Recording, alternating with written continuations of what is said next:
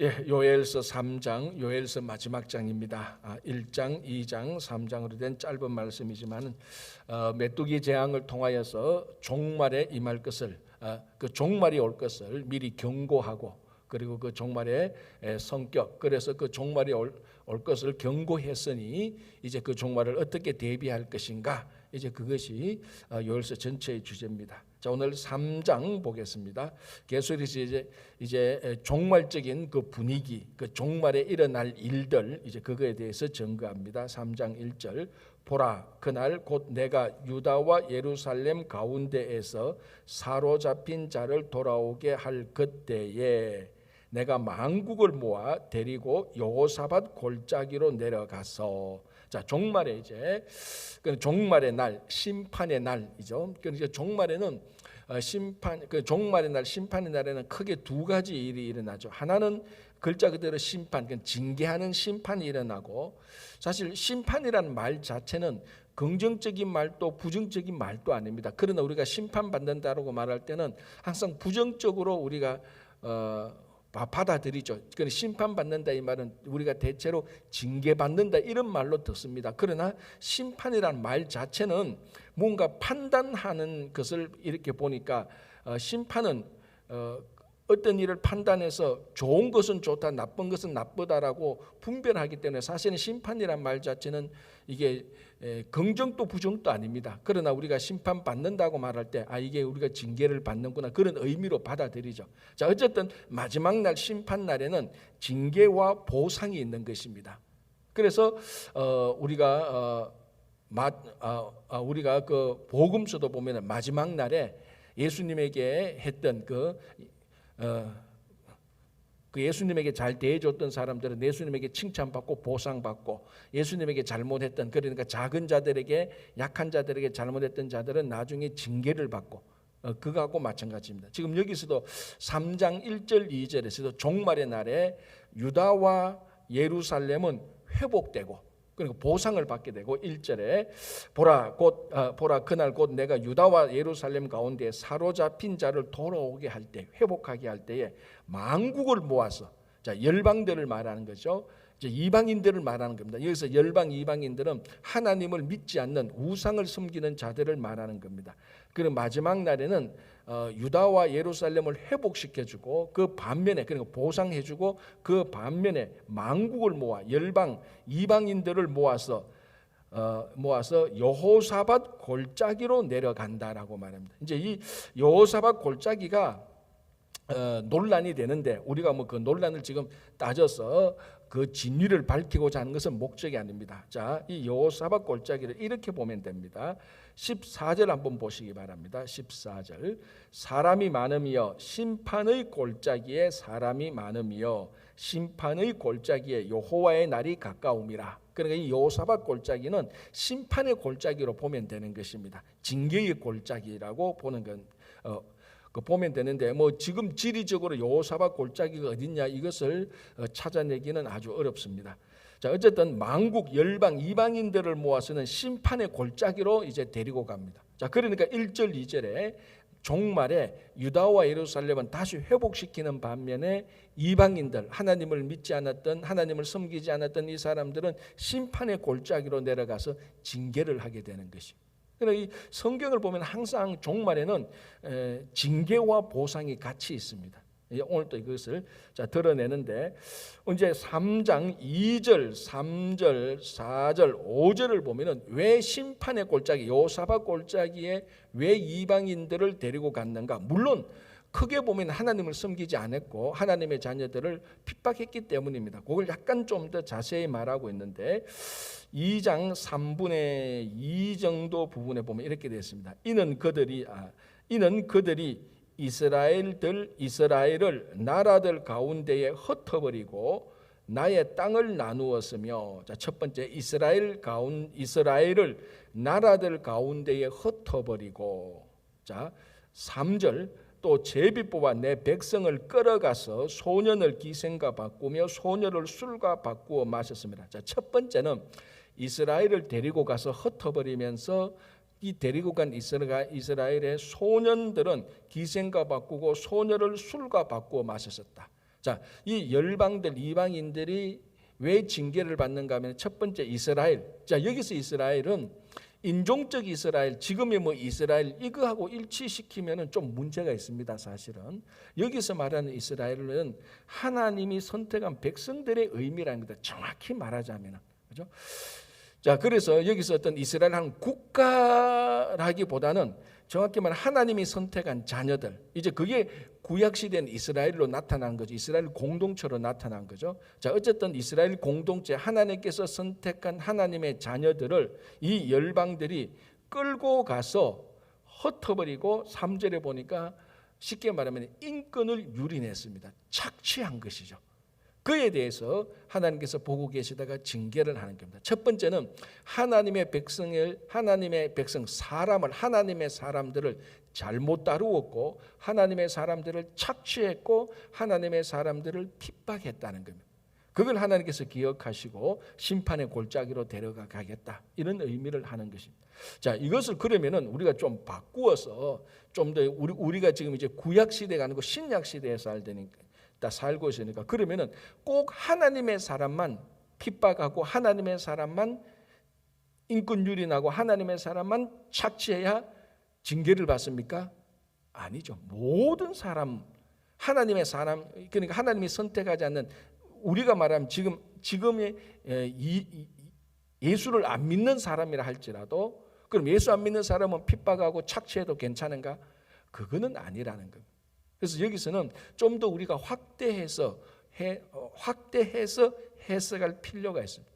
왜 열방들이, 이방인들이 심판의 골짜기로 가는가? 첫 번째는 사람을 착취하고 사람을 학대하고 인권을 유린하고 그리고 자기들 마음대로 끌고 가서 침략해서 끌고 가서 노예로 삼고 했던 것을 하나님께서 기억하시고 그걸 징계하겠다는 거예요. 그러면 이런 일은 오늘날 이 세계에서 너무나 흔하게 일어나는 일들입니다. 그렇죠? 그러니까 이 요엘서에서 이방인들이 심판의 골짜기, 여호사밧 골짜기로 들어간 그 행위들이 오늘날 우리 주변에, 뭐 우리가 살고 있는 퀸즈, 롱아일랜드 이쪽만 해도 수두룩하게 일어나는 것이.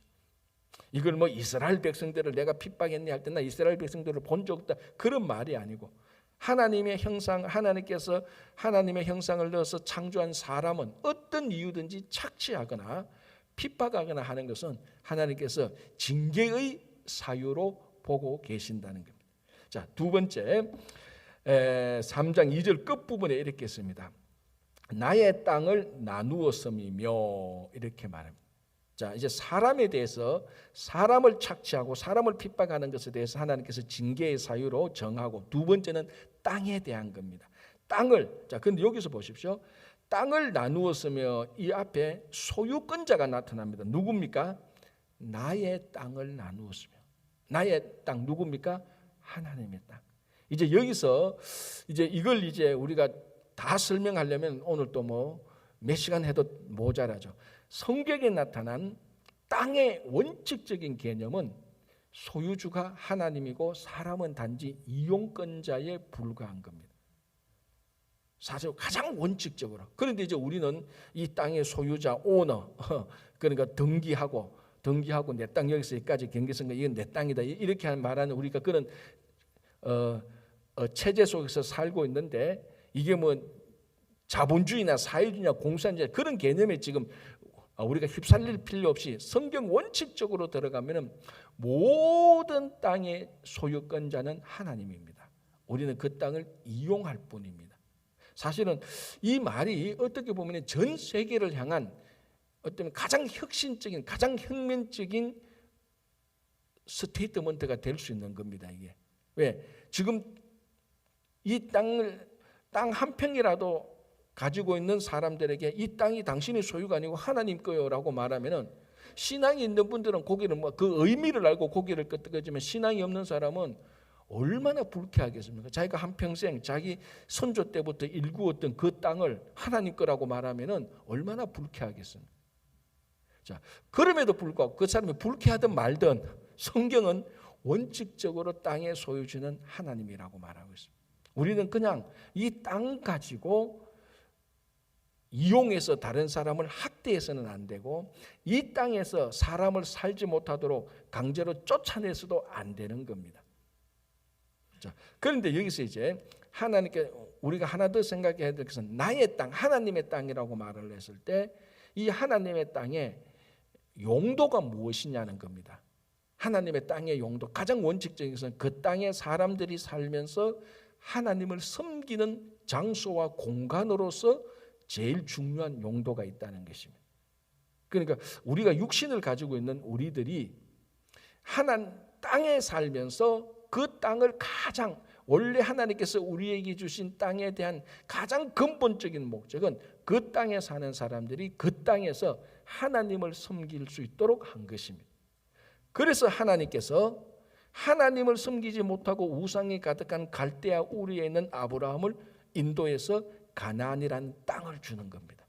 그래서 그 땅에서 하나님을 섬기라는 것입니다.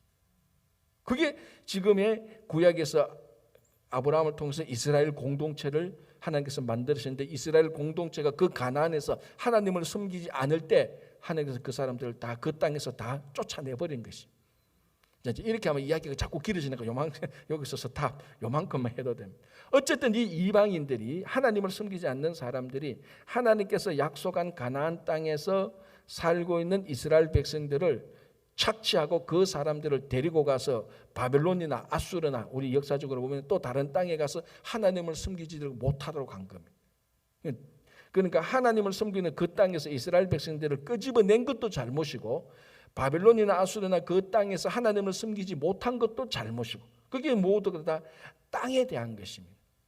그러니까 지금도 오늘날도 여러분들이 거주하고 있는 공간에서 그 장소에서 그 땅에서 하나님을 섬기지 않는다면 원칙적으로 오늘 하나님의 땅을 나누고 하나님의 땅을 용도 변경해서 마음대로 쓰는 징계의 사유가 되는 것입니다. 그래서 이 교회라는 건물이 그만큼 귀중한 겁니다. 이 장소와 공간이 하나님께서 우리에게 주신 가장 근본적인 용도에 우리가 합당하게 서고 있는 것입니다. 하나님께 예배드리고 하나님을 섬기는 것. 그래서 내가 살고 있는 집이 이만큼 넓다. 내가 살고 있는 집이 요만큼 적다. 우리 땅은 자 이제 뭐 소유 이런 거 말고 법적인 이런 소유를 떠나서 내가 살고 있는 땅이 이만큼 많다. 아이 저 사람이 사는 땅은 저만큼 있구나.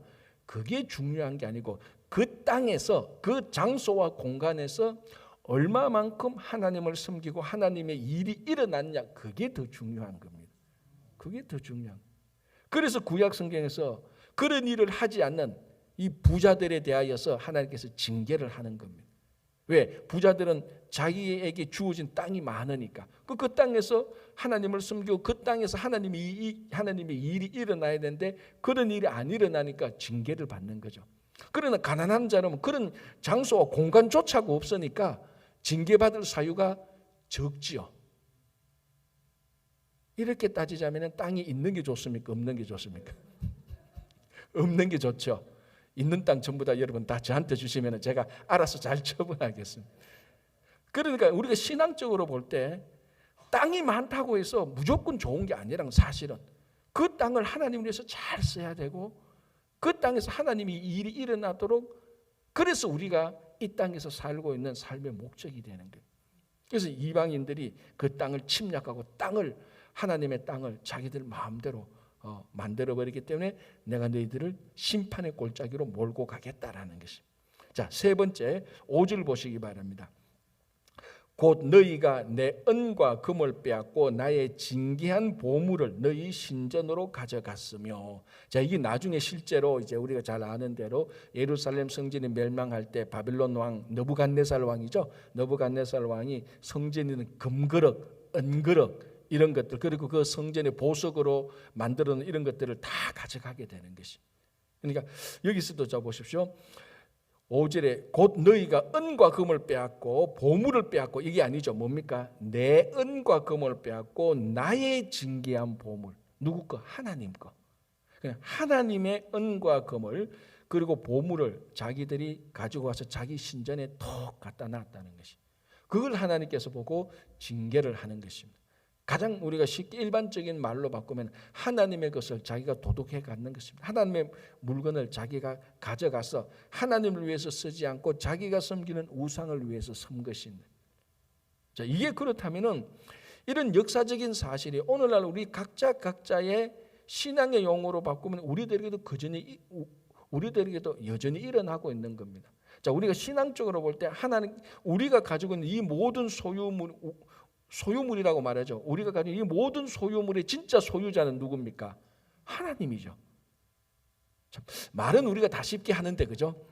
진짜로 그 인정하고 있느냐고 말할 때는 참 이 마음에 좀 찌릿함이 옵니다. 자, 어쨌든 모든 것이 하나님께로부터 왔으니 하나님께로 돌아가는 것이 마땅하고 하나님께서 돌려보내는 것이 감사한 일입니다. 자, 어쨌든 그래서 하나님께서 우리에게 맡겨주신 모든 물질, 달란트도 똑같습니다. 은사 똑같습니다. 하나님께서 우리에게 주신 모든 물질, 달란트, 또 시간, 우리에게 주신 공간, 장소, 이것이 전부 다 하나님의 것인데 우리가 그 하나님의 것으로부터 대여받은 것인데 한평생 리스 받은 거하고 똑같습니다. 사실은 한평생 리스 받고 대여받은 것인데 그것을 내 마음대로 쓴다는 것은 바로 오늘 바벨론 사람들이 하나님의 것을 가지고 자기가 섬기는 우상의 신전에 갖다 놓은 거하고 똑같습니다.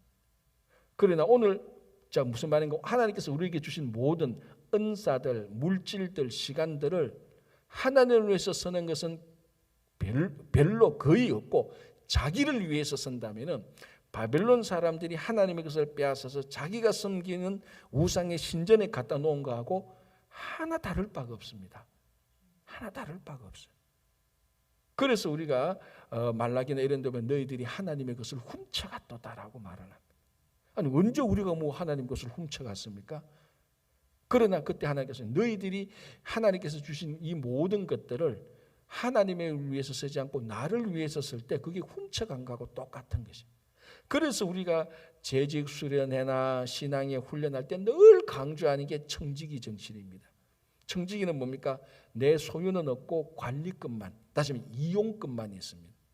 우리 그 주일학교 아이들이 식스플래그나 그 디즈니랜드 가면은 다 돈 주고 뭐 삽니까? 그 놀이기구 이용권을 사죠. 그거하고 똑같습니다. 이용권은 이용만 하지, 이용권 샀다고 해서 그 이용권 사가지고 아이들이 야 내가 이 이용권 티켓 있다고 해서 그거 가지고 와서 그 놀이기구 이거 내 거야 라고 말합니까? 말 못하죠. 그냥 타고만 자기가 즐기고만 오는 겁니다. 소유는 못하는 거예요.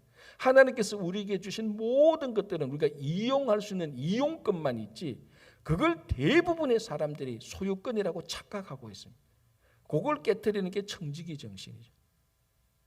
뭐 50년, 60년 들었잖아요. 들으면 뭐합니까? 하나도 진심으로 내가 가지고 있는 이 모든 물질과 이 달란트와 시간을 하나님의 것이라고 생각 안 하고 내가 가지고 있는 것에 약간만, 여러분 생각해 보십시오.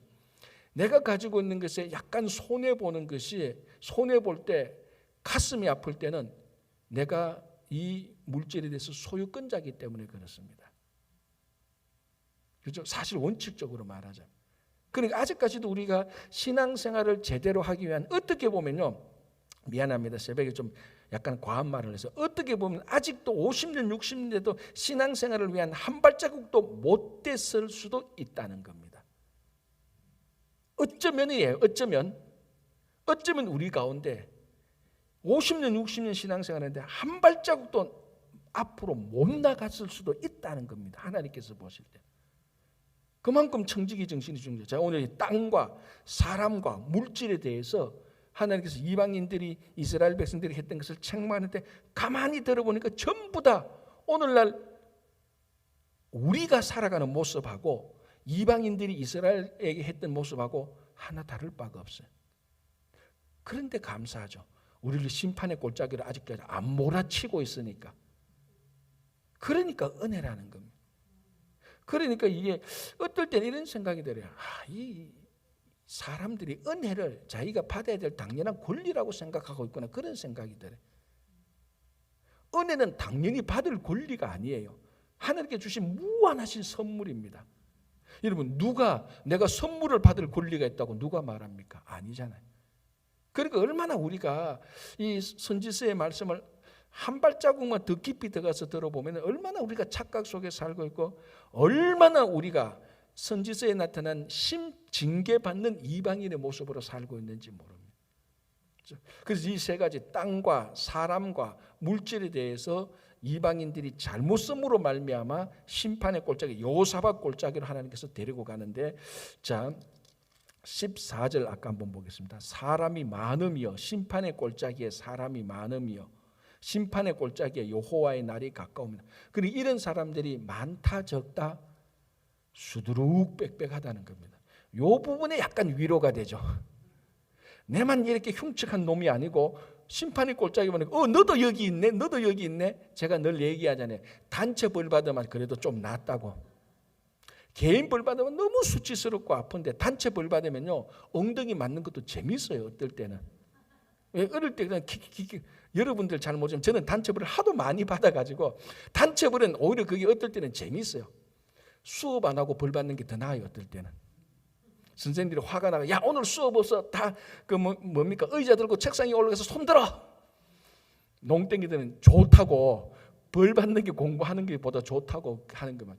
이것처럼 다행은 아니죠. 그만큼 심판의 골짜기에 땅과 사람과 물질을 잘못 쓴 사람들이 그만큼 많았다. 오늘날은 이것보다 더 많겠죠.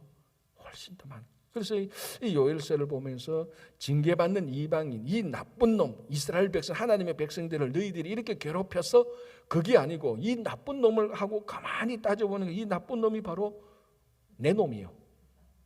그거하고 마찬가지.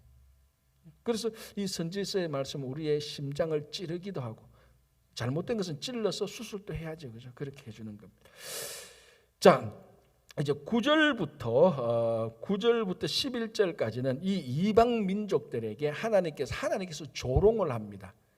너희들이 아무리 힘이 세고 아무리 있어도 여호와의 군대를 싸워서 이길 수 있겠느냐, 그렇게 조롱의 말투입니다. 보십시오. 그래서 9절에 너희는 모든 민족에게 이렇게 널리 선포하라. 여기서 모든 민족은 이제 이방인들, 하나님을 섬기지 않은 그런 백성들을 말합니다. 너희는 전쟁을 준비하고 용사를 격려하고 병사로 다 가까이 나와서 올라오게 하라. 이 조롱하는 겁니다. 우리말로 하면 이런 거죠. 모든 사람들한테 얘기해서 너희 군대들 다 모아서 한번 올라와봐. 하나님께서 야 너희들 다 모아가 올라와봐. 자, 그리고 10절에 뭐라고 하면 너희가 보습을 쳐서, 우리 그 쟁기할 때 그 밭가는 그 쟁기 앞에 있는 게 이제 보습, 그러니까 쉽게 말하면 쟁기라고 보면 됩니다. 그 쟁기 같은 것을 쳐서 칼로 만들고 낫을 쳐서 창을 만들어서, 무슨 말입니까? 농기구, 그 일상적인 삶에 있는 기구들을 다 부숴서 녹여가지고 그걸 가지고 전쟁 무기를 만들어서라도 내한테 덤벼봐, 이 말입니다. 자, 우리 이사야 2장 4절을 보면 요 반대되는 표현이 나오죠. 하나님의 나라가 나타날 때, 자 이사야 2장 4절 한번 보시기 바랍니다. 요 표현의 원래 원조가 요 말입니다. 이사야 2장 4절 한번 보시기 바랍니다.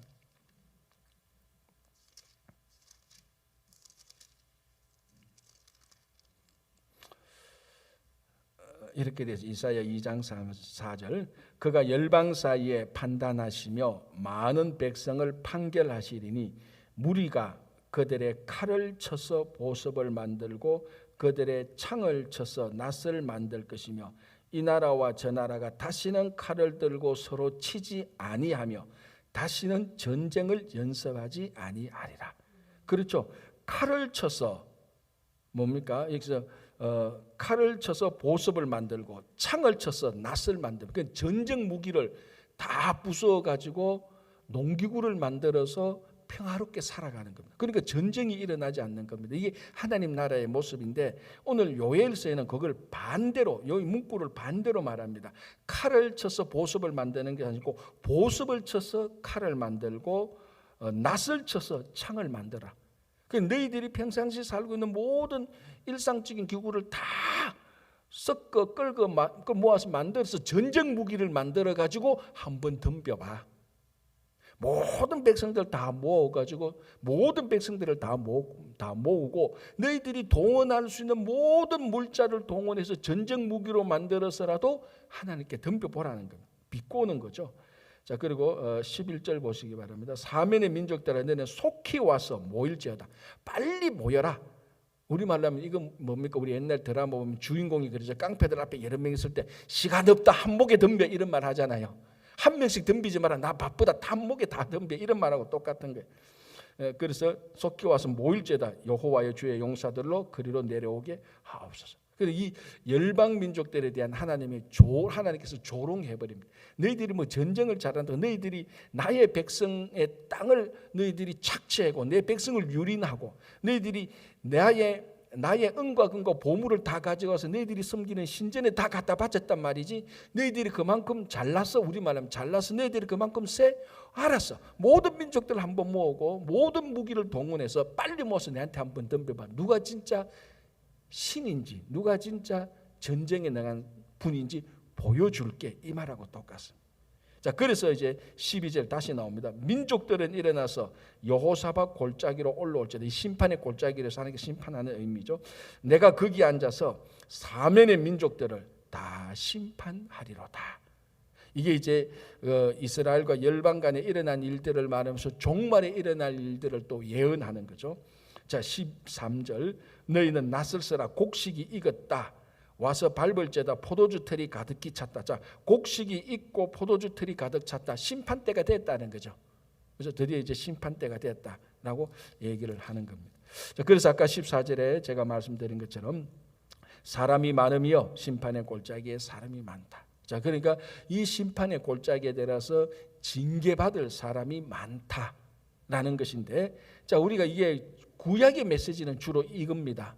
구약의 메시지는 주로 이건데 신약으로 넘어가면은 우리가 전번 그 재작년 작년 가을과 올해 봄에 요한계시록을 볼 때 요한계시록 7장, 요한계시록 14장에 공통적으로 나타난 사람들이 무슨 사람들? 그래서 성경 공부는 맨날 반복해야 됩니다. 요한계시록 7장 13절에 7장과 14절에 7장과 14장에 나타난 구원받은 사람들 있잖아요. 13만 4천 명. 그리고 제가 요한계시록 갈 때 14장은 외우기도 쉽다 그랬습니다. 14니까 14만 4천 명이 나온다 그랬잖아요. 그래서 14의 절반을 자르면 7장에도 또 나온다. 원래 또 나온다니까 7장에서 먼저 나온 거죠. 머리에 입 맞은 사람들, 하나님께서 구원받은 사람들, 12지파에서 다 그 12지파에서 12,000명 모아서 14만 4천 명 구원받은 사람들. 그 의미는 뭐라고 그랬습니까? 구원받은 사람이 많다는 의미입니다. 12 곱하기 이게 12지파에서 그 12,000명 모았으니까 얼마나 이게 많은 사람들, 그러니까 많은 사람들을 하나님께서 구원시킨다는 것이 신약에 있는 은혜의 시대의 특징이고, 구약 시대의 특징은 뭔가 하면 심판에 많은, 징계에 많은 사람이 있다. 그래서 우리가 옛날에 성경 공부를 쉽게 할 때 구약의 율법 시대, 신약의 은혜 시대 이렇게 우리가 공부를 했지 않습니까? 그게 그렇게 딱 정확히 칼로 두부 짜듯이 자르는 것에 문제는 있지만 구약은 은혜 시대 아닙니까? 구약도 사실은 은혜 시대예요. 모든 시대가 다 은혜 시대인데 그 드러난 특징이 율법이 있기 때문에 율법 시대라고 우리가 공부하기 좋게, 그 구약의 특징을 알아보기 좋게 그렇게 말을 했는데, 바로 그런 특징들의 특징이 구약에는 주로 하나님께서 많은 사람을 심판하는 반면에 신약에는 예수 그리스도의 은혜로 말미암아 훨씬 더 많은 사람들이 구원을 받는다는 것이. 근데 어쨌든 우리가 요엘서를 보니까 이 심판의 골짜기에 사람이 많다, 징계받는 사람이 많다라고 이렇게 얘기를. 자, 그러나 16절 보시기 바랍니다. 여호와께서 시온에서 부르짖고 예루살렘에서 목소리를 내시리니 하늘과 땅이 진동하리로다. 그러나 심판의 골짜기에서 일어나는 일들이죠. 그러나 여호와께서 그의 백성의 피난처 이스라엘 자손의 산성이 되시리로다. 많은 사람을 심판의 골짜기로 몰아갔지만 그러나 항상 하나님은 피할 길을 주십니다. 하나님께서 피난처가 되고 그 백성의 피난처가 더 이스라엘 자손의 산성이 된다. 그래서 많은 열방인들은 심판을 받는 반면에 징계를 받는 반면에 하나님을 섬겼던 사람들은 그때에 회복이 일어난다. 그래서 3장 1절 2절에 드러난 주제가 다시 나타난 거죠. 종말의 때는 하나님을 섬기는 자에게는 회복, 그리고 하나님을 섬기지 않았던 자들에게는 징계가 나타난다라는 것이 다시 나타나는 것입니다. 그렇죠?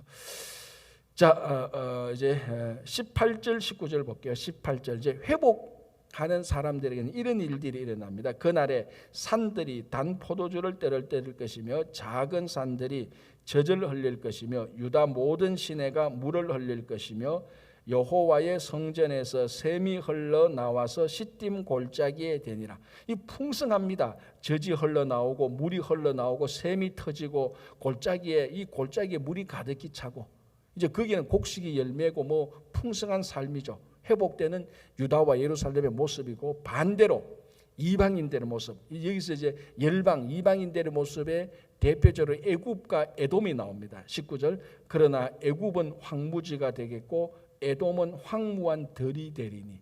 자, 여러분 애굽이 황무지가 된다는 것은 이거는 있을 수가 없는 일입니다. 왜 그렇죠? 애굽에는 뭐가 있습니까? 나일강이 있잖아요.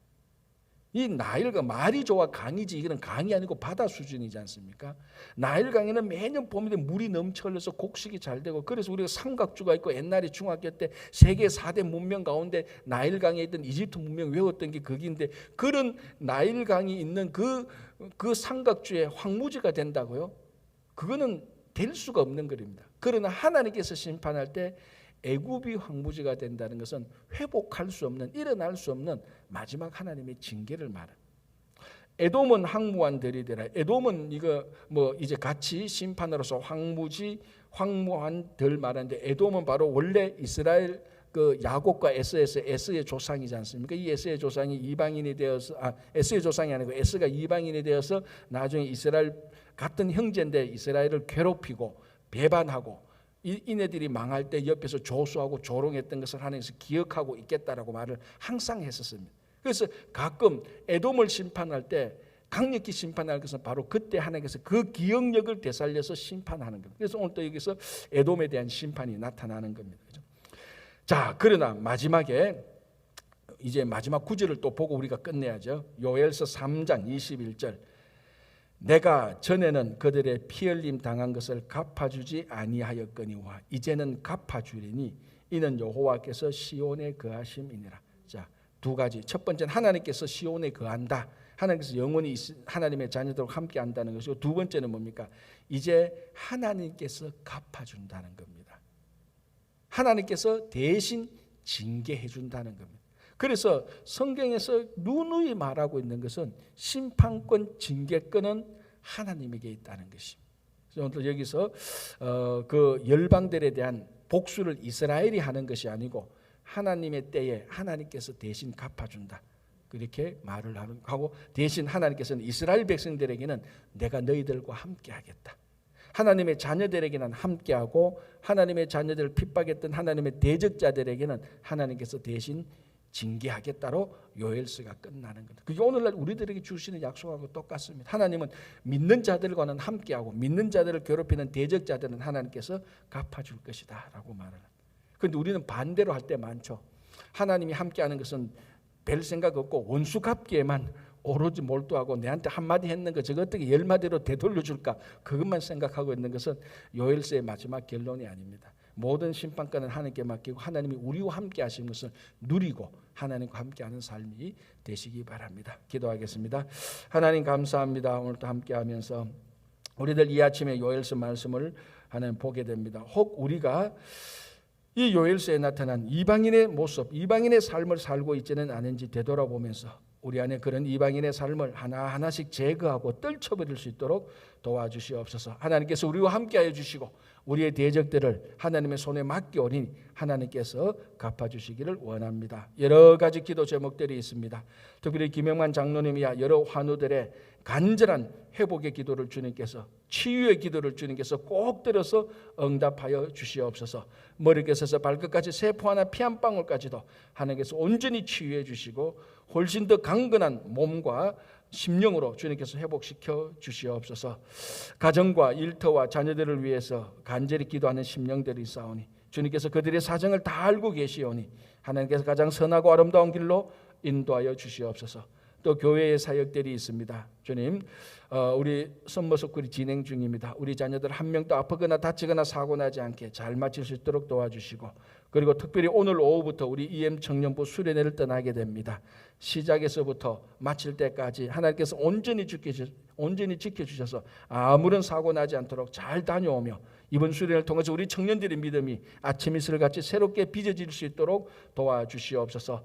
8월 1일 우리 아버지 하나님 또 주일학교, 여름 성경학교와 또 우리 중고등부 여름 수련회를 준비 중에 기도 중에 있사오니 주님께서 인도하여 주시고, 9월 초에 아버지 하나님 부흥회가 있습니다. 오실 강사 목사님에게도 함께해 주시고, 이번 또 부흥회를 통하여서 코로나로 인하여서 약해졌던 우리의 믿음이 더 강해질 수 있도록 주님 도와주시옵소서. 오늘의 우리 또 각자의 기도를 들어주실 줄 믿으며 예수님의 이름으로 기도하옵나이다.